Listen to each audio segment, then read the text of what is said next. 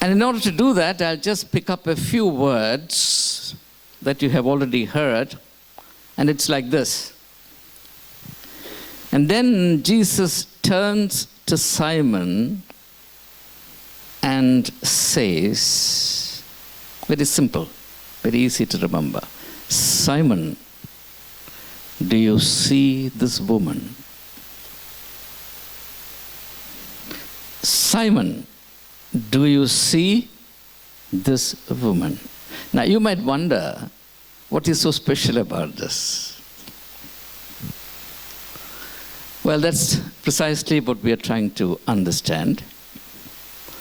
Let me start very brutally, bluntly, up front, and say that the problem really with a vast majority of men is that they cannot see a woman. And this particular problem, which existed from the beginning of times, has acquired further intensity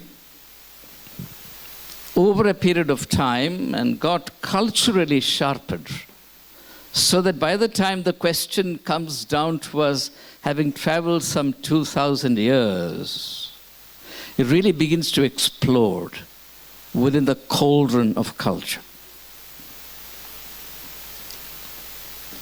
Now, all of us are aware, for example, of the most alarming rise of crime against women, what's called sex-related crimes.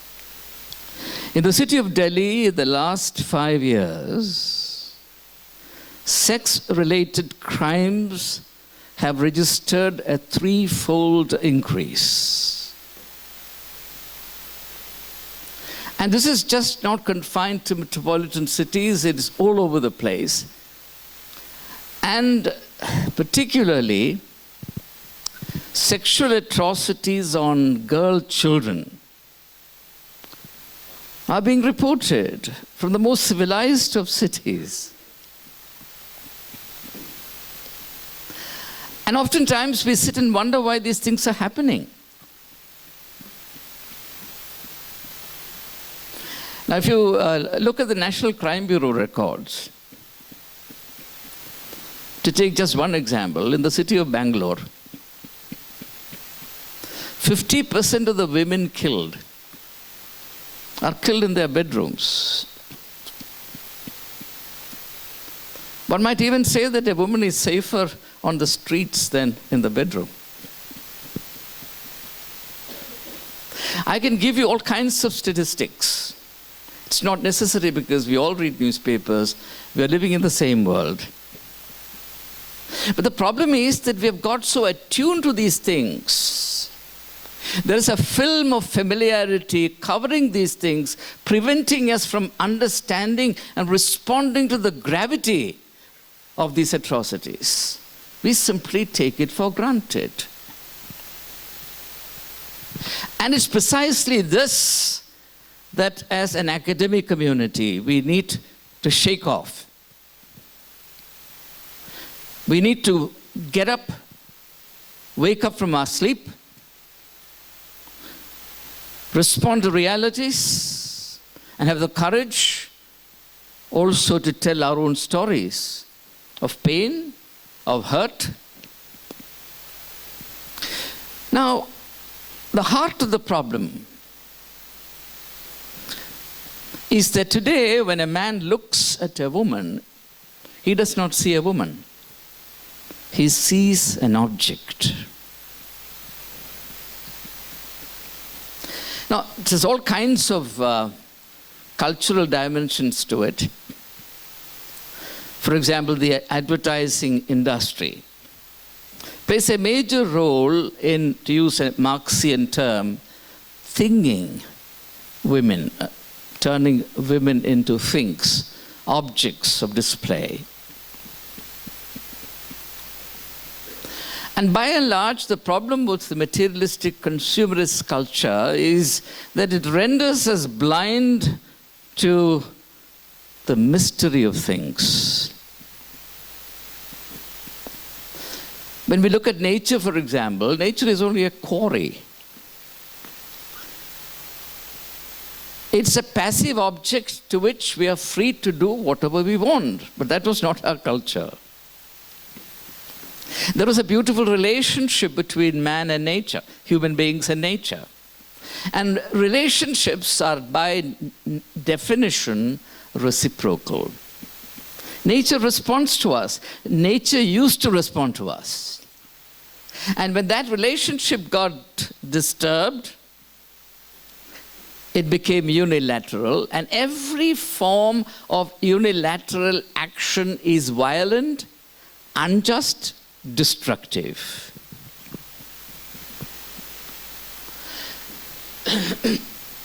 The very driving principle of consumerism is unilateralism. Consuming is a unilateral activity. There's no reciprocity in consumerism. And when that becomes the worldview, it begins to shape attitudes that comprise the web of social relationships. As a result, we become incapable of responding to the other as it really is. This, for example, affects parent-child relationship.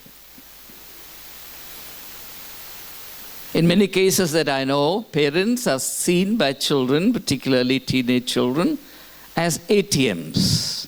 Go press the button, you get the money, and that's all. Institutions are seen precisely in the same light. An institution is a place you go to in order to get a degree. After that, it's full stop. Workplace is not any better. Even our relationship with God is equally embarrassing. God is the cosmic ATM.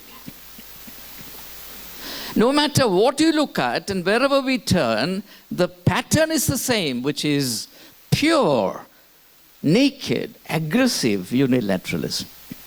How does it happen? It happens necessarily by force, and there is no alternative. It happens perforce when we begin to turn the other into objects.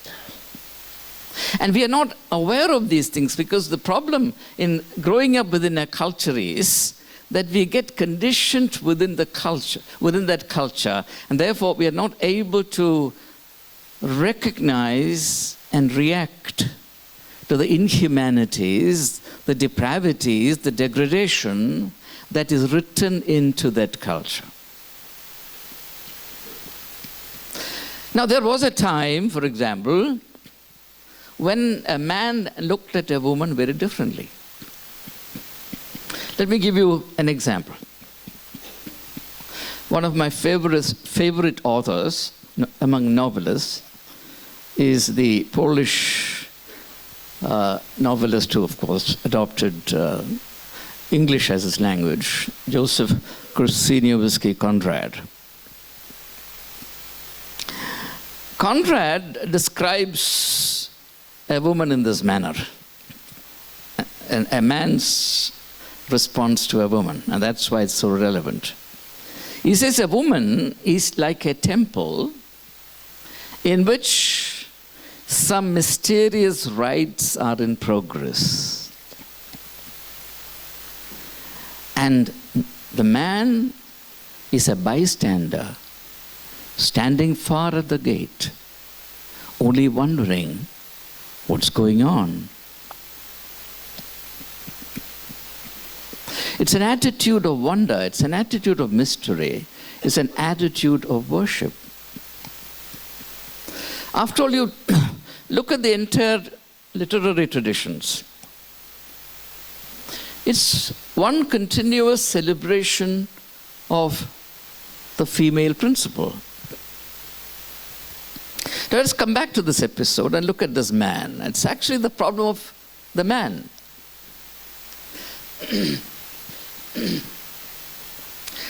The man sees in her a sinner.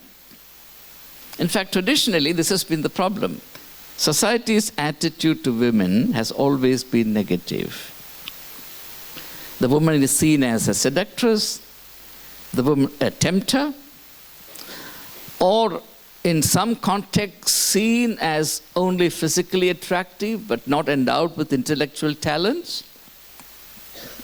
In fact, it was assumed that the more beautiful a woman was, the less intellectually capable she would be.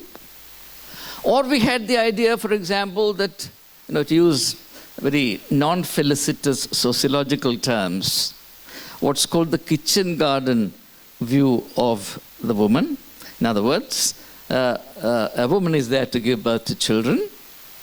So the purely instrumental view.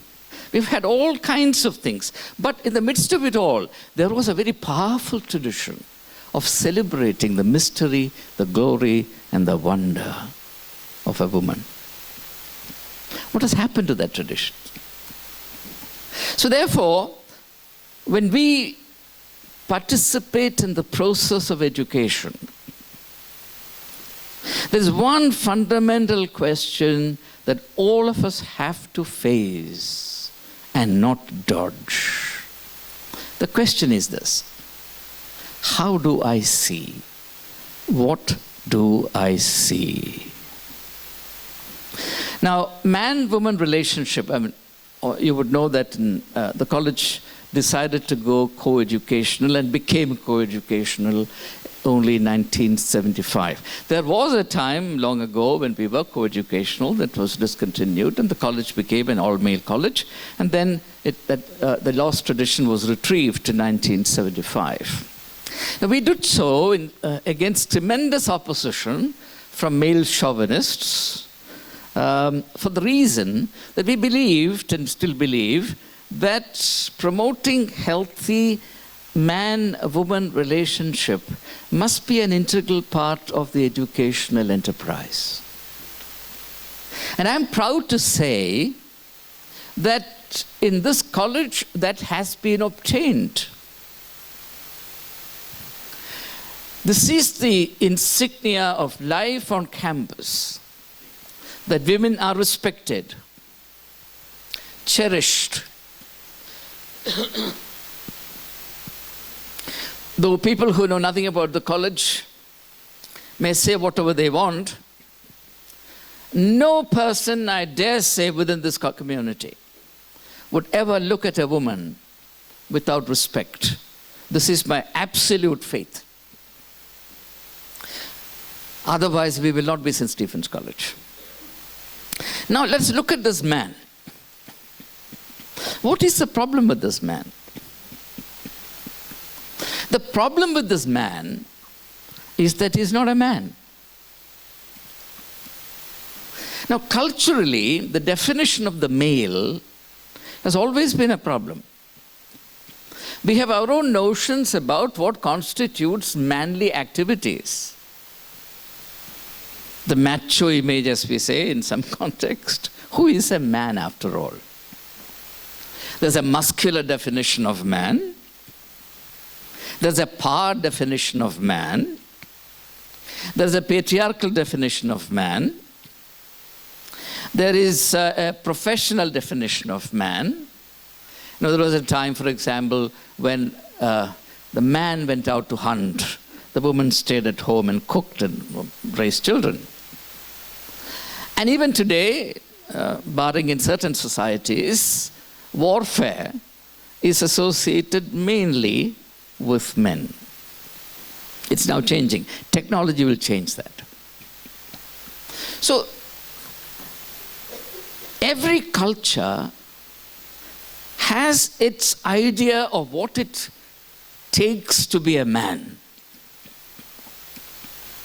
But what most cultures forget is the most human and humane concept, the truth, which is the ultimate truth.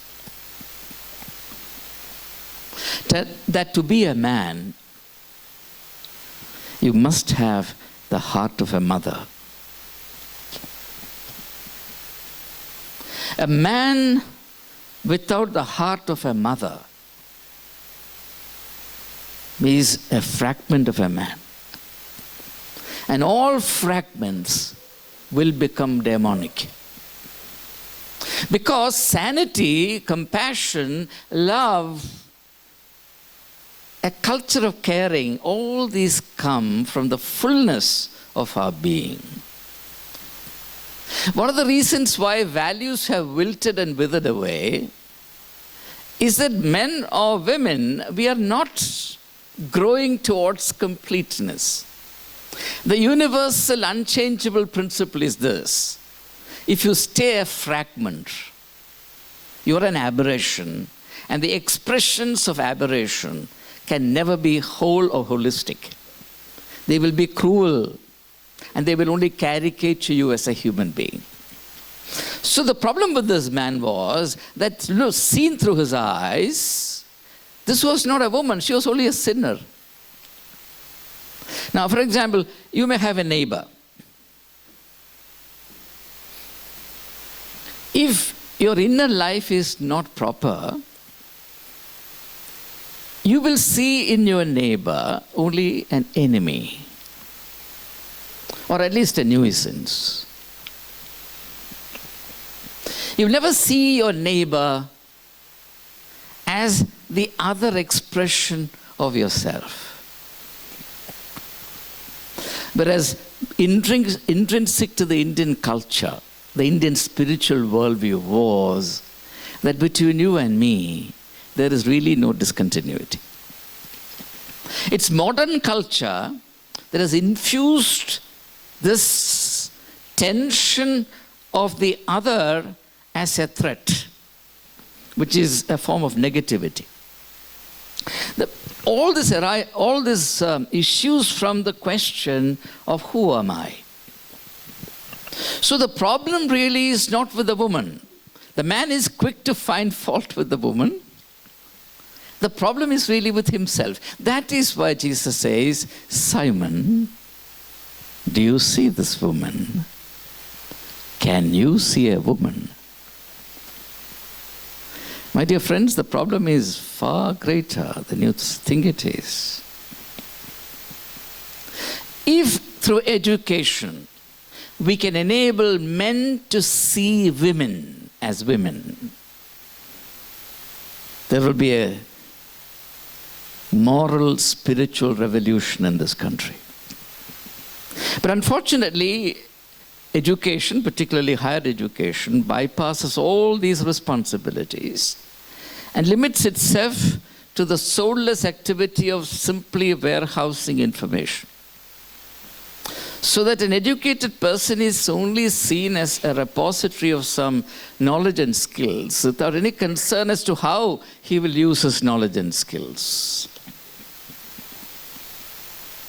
The need to direct the usage of the knowledge and skills gained through education so that the expressions of these great intellectual assets become beneficial to a society has become totally alien to us. This is where I sincerely believe that higher education has dithered, and dithered badly. You study every report on higher education in this country. From 1948 up until 1964, which was the last Education Commission report, the Kothari Commission report. After that, we have had no report on higher education, unfortunately. Yeah, there is something called NP and the rest of it, but there was no Education Commission report. There's not a single report that I have read which does not emphasize the importance of value formation in education. But there's no institution that I can think of which really addresses the question of waking up the human being within a person through education. This is considered old-fashioned, outmoded. So I want to leave with you this question, my friends, because this is a question that haunted me for 30 years. It's not a small question. Do you see this woman? Do you? Let's rise for prayer.